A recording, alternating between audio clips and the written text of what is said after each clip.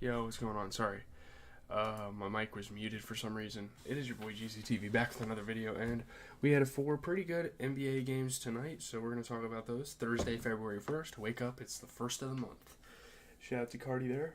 We start another month of basketball here, and I'm not pleased with the start of our February. I'll tell you that. Let's just get it out of the way, I guess. Lakers and Celtics. Austin Reeves hit 7 3-pointers. Lakers stun the Celtics by 9 without LeBron James or Anthony Davis. There's obviously been a lot of trade talk going around the NBA now with LeBron James. I don't think Anthony Davis is going anywhere, and people are like, oh, LeBron and AD are the problem. I don't know. I think LeBron should definitely get traded, not because he's like a bad player, but he just doesn't fit this team's agenda right now and what they're trying to do. But LeBron James has been pleading for weeks for the Lakers supporting cast to provide him and fellow All-Star Anthony Davis some help as they fight to keep pace in a tight Western Conference playoff race, and that's what they did tonight when they weren't on the court. And maybe that's the problem. You know, LeBron and AD take up too many of the touches and don't give a guy like Austin Reeves any opportunities. So yeah, obviously the Lakers are very short-handed tonight. All the odds were stacked against them, and they still came out and won the game. Shout out to the Lakers. I'm kind of mad, but at the same time, I can't be too upset because we are still the best team in the NBA. Yeah, Austin Reeves, huge game, huge scoring night, one of the better games of the season and damn near his career. D'Lo was hitting some shots. Bron and AD were loving it. Obviously, they weren't showing any distaste, which is something no leader should do, but Rui was playing good. Yeah, man, shout out to the Lakers again. 16 and 10 for Jackson Hayes, shooting 75%. 16 and 14 for D'Lo, shooting 50% from three. You get a 32-point performance from Austin Reeves, who shot 70% from three. Just a really good game for them, and obviously this wasn't a good game for the Celtics. Like, I'm not saying that we played good and they still beat us, because, I mean, Jason Tatum put up 23. He shot 50% from three. But what the hell was Jaylen Brown doing this game? I don't know what the hell got into him this game. Not a great performance whatsoever. You know, guys like him and Drew Holiday need to step up and honestly give Peyton Pritchard some more minutes, I guess, if those guys are going to struggle. I don't know what was going on with those two. Not good, man. Just not good. Plain and simple. Moving on to the Pacers and Knicks game. Jalen Brunson scored a 40 after earning an All-Star nod to lead the Knicks past the Pacers by 4 for the 9th straight win for the Knicks. They are currently the hottest team in the NBA. And my goodness. Two first-time All-Stars getting announced tonight, and they're like, well, let's just go for 40 and 50, and we'll talk about the other one here in a couple of games. Maybe Jalen Brunson was just bothered by the pain in his left eye that had been hit a few minutes earlier. I don't know. But he was crying in the post-game interview. That was awesome, getting emotional. He really likes these fans, and like stuff like this just shows that he belongs in a place like New York where people show him love. Precious Achiuwa was playing really good, hustling, grabbing rebounds, that sort of thing. Jalen Brunson. They had a comeback. Obviously, the Pacers were winning for a little bit of this game. Jalen Brunson got a little hurt there, but it's all good. Hartenstein was getting to the rim well. This is nice. Obviously, the Knicks were looking pretty bad for the second and third quarters, but they came back in the fourth with some fire. Obviously, dude, Jalen Smith put up 20 for the Pacers. He shot 67% from three, but no one else was out there. No one else showed up. I mean, Buddy Hield played like shit. He couldn't shoot the ball to save his life this game. Ben Shepherd, give that man some more opportunities. He is a knockdown shooter. This team has plenty of shooters. Ben Shepherd is definitely one of them. I think they need to give him a bit more of a role here. But at the Knicks, Precious Achiuwa, 12 and 16. You get 12 and 19 out of Isaiah Hartenstein, who shot 75%. Great game for the Knicks, nonetheless. I mean, you get 40 out of Jalen Brunson while shooting 50%. You get 20 points out of Dante DiVincenzo, so the Villanova teammates, without Julius Randle, obviously, are starting to kind of build up some chemistry together. So, shout out to the Knicks. Really big win.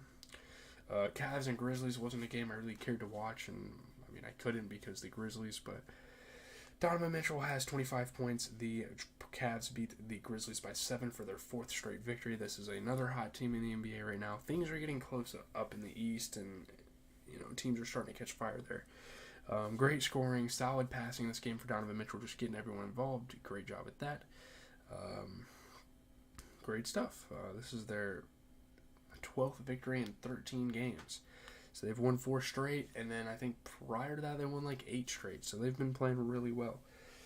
Tough road win. I mean, I know the Grizzlies aren't the best team in the world, but it's tough to win on the road against any team in the NBA.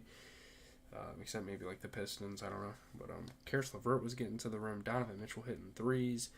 G.G. Jackson was playing pretty good. You know, a young guy coming up in the NBA, continuing to show some great stuff. Obviously, Jared Allen was huge for them at the rim. He was playing amazing defense this game. But yeah, 25 for Donovan Mitchell, shooting 33% from 3. You get 11 and 10 for Max Strus. Shout out to him. He shot 50% overall. Just doing a little bit of everything for the squad. The Grizzlies, they had 25 out of Jaren Jackson Jr., shot 33% from 3, but that's really it. I mean, you have a guy like John Konkar starting. I don't know what else this team can do. They're not really able to do much. Desmond Bane is proving to be a big loss, even more of a loss than Ja Morant. So this team has definitely been struggling without their 2-star backcourt players, but it is what it is. Moving on to the Sixers and Jazz, definitely the best game of the night. Tyrese Maxey put up 51. Obviously, you heard the news about Joel Embiid tearing his meniscus. Very, very unfortunate stuff, given that he was on an MVP tear. Tyrese Haliburton getting to the rim, hitting tough shots, bucket after bucket for him. For the Jazz, Kelly Olynyk was moving the ball for them, moving the needle. Daniel House was playing defense for the Sixers. A little bit of everything there. I mean, they will talk about Tyrese a lot, but shout out to Tobias Harris as well, putting up 28. It seems like he's been kind of struggling recently, but it's nice to see him have a good game. 51 for Tyrese Maxey. I mean, that was the original big three with Joel Embiid, so now they have to focus on their second and third options, whoever you think is which, but to win games, and they did that. So shout out to the Sixers. The Jazz, 28 and 10 for Lauri Markkanen, played really good, shot 67%. You get 22 out of Colin Sexton, shooting 50% from 3. You get 16 and 10 off the bench for Jordan Clarkson. Good stuff from those guys. But I don't know. Chris Dunn, I don't even know why he starts. I don't even know why he plays that much. He's really not that good of a player, especially when you have guys like Keontae George and Jordan Clarkson on the bench. I just don't see a world where he's starting for this team. It's really weird. I don't know. Getting into tomorrow's games, there's not really that many good games on tomorrow, to be honest with you. Kings and Pacers, obviously Tyrese Haliburton returning to his old team and getting kind of like a revenge game. Magic Timberwolves should be pretty good, but other than that, I'm not super excited about the games tomorrow. I mean, obviously, that's the last day of the week where we do our NBA recaps, and if there's any close games, blah, blah, blah, we are going to cover it, but yeah. I got an exam tomorrow, so I'm going to try to get some good sleep here. Tomorrow, we're obviously going to have that recap video. I recorded a Kyle Korver gameplay, so for those of you that are fans of my Team content, we got that. I will probably be making a Kristaps Porzingis gameplay. I'm really loving 2K, so you guys are getting a lot of those type of videos. Sunday, we'll probably review a movie or something like that. Something of that nature. I think it'll be a pretty simple weekend content-wise. You'll get your normal Sopranos, and we'll also do a Sopranos video on Tuesday, given that nothing is happening in the NFL this weekend.